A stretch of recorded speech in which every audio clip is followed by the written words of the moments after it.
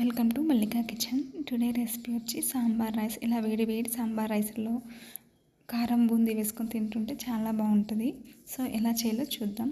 ఒక కుక్కర్ తీసుకొని కుక్కర్లో 2 కప్స్ రైస్ తీసుకొని 1/2 కప్పు కందిపప్పు తీసుకొని 2 టైమ్స్ బాగా వాష్ చేసిన తర్వాత 6 కప్స్ వాటర్ వేసుకొని బాగా ఉడికించుకోవాలి. అది కూడా సిమ్లోనే 3 విజిల్స్ వచ్చేంత వరకు ఉడికించుకోవాలి.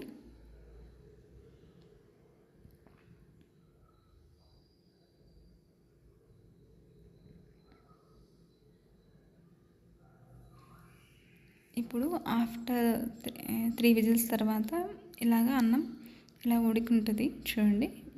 మీకు వీడియోలో చూపిస్తున్నట్టు ఇలాగా. మీకు కావాలంటే ఇంకొక కప్పు వాటర్ ఎక్కువ వేసుకొని ఇంకా మెత్తగా ఉడికిపెట్టుకోవచ్చు. ఇప్పుడు మనం సాంబార్ పౌడర్ ఎలా తయారు చేయాలో చూద్దాం. సో ఒక ప్యాన్ పెట్టుకొని ప్యాన్లో జీలకర్ర, మిరియాలు, ధనియాలు, శనగపప్పు, ఉద్దులు, చెక్క, లవంగాలు వేసుకొని బాగా ఫ్రై చేసుకోవాలి వీడియోలో చూపిస్తున్నట్టు. ఆ తర్వాత లాస్ట్లో ఎండుమిరపకాయలు, అలాగే పచ్చి కొబ్బరి కానీ ఎండు కొబ్బరి కానీ మనం పౌడర్ చేసుకొని పక్కన పెట్టుకోవాలి. ఇప్పుడు మనకు కావాల్సిన వెజిటేబుల్స్ అన్నీ తీసుకొని పక్కన పెట్టుకొని ఇప్పుడు ఒక ప్యాన్ పెట్టుకొని ప్యాన్లో 2 టేబుల్ స్పూన్ ఆయిల్ వేసుకొని ఆవాలు, ఇంగువ, కరివేపాకు, సన్నగా కట్ చేసుకున్న ఆనియన్స్, అలాగే టమోటా వేసుకొని బాగా ఫ్రై చేసుకోవాలి. ఇప్పుడు సన్నగా తురుము పెట్టుకున్న అల్లము, పసుపు వేసుకొని బాగా ఫ్రై చేసుకోవాలి. మనకు కావాల్సిన ఏవేవైతే వెజిటేబుల్స్ మనకు అవైలబుల్గా ఉంటాయో అవి కూడా యాడ్ చేసుకోవాలి. దీంట్లో మీరు కావాలంటే మునక్కాయలు వేసుకుంటే ఇంకా చాలా బాగుంటుంది.